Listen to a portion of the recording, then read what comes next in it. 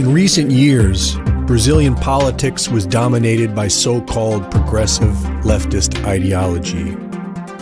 Black Lives Matter demonized the Brazilian police, while far-left politicians began limiting their power. Eventually, the drug cartels began policing the streets. And with over 60,000 murders a year, a young Brazilian man has less chance of survival than a soldier in an active war zone. This paved the way for former Army Captain Jair Bolsonaro to win the presidency in a historical landslide victory. On January 1st, Bolsonaro was sworn in as president, and he said, "I stand before the whole nation on this day, the day when the people began to liberate themselves from socialism. It is urgent that we end the ideology that defends bandits and criminalizes policemen. Our concern will be for the safety of the good people, the guarantee of the right of property, and legitimate self-defense." Immediately upon being sworn in, they passed a bill to provide police and soldiers freedom from prosecution while on active duty. They announced a plan for jail reform that will isolate the cartel leaders, separate the gangs, and terminate the use of mobile phones within the jail. Immediately following this, the gangs struck out against the new government. The Brazilian cartels burned and bombed dozens of public targets, including buildings, bridges, buses, and banks. Bolsonaro responded by sending 300 soldiers into the favelas to root out and attack the cartels. And he is sending in more. Days before he was elected, Bolsonaro said, "There will be no shortage of places to send criminals. We'll dig graves."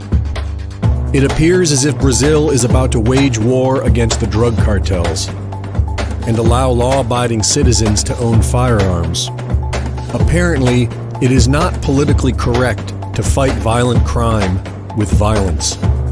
And so the mainstream media continues to demonize Bolsonaro.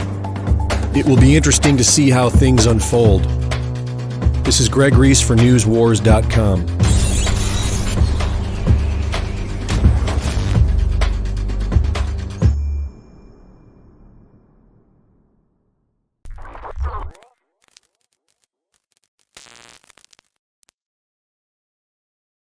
Let's go to Wild Man in Illinois. Thanks for holding, and about to say Happy New Year. Go ahead. Alex, yeah, going into 2019, what Trump's got to do to save America, he's got to declassify FISA, expose the corruption, arrest the traitors, and arrest the pedophiles. That's how he saves America. My opinion, an over-the-road trucker, hardworking, honest man, that's what I believe. I agree. Victory or death. He's now, looks like he's cleaning house.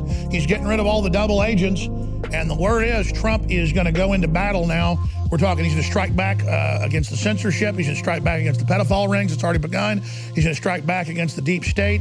He's going to strike back against all the criminal activity of Comey and Mueller being Russian operatives. So just get ready. Another note, I've spent over $3,000 in your store this year. I'm a loyal supporter, and thanks for great products. Brother, let me tell you something. I want to thank you. If folks like you didn't stand with us against the incredible Hillary Clinton and Soros attacks, which they admit they're running, we would not be here now. They're taking Michael Savage off the air. They're taking everybody. They took Franklin Graham off Facebook. They need to get us all off the air before they make their move on Trump. That's why this is a war.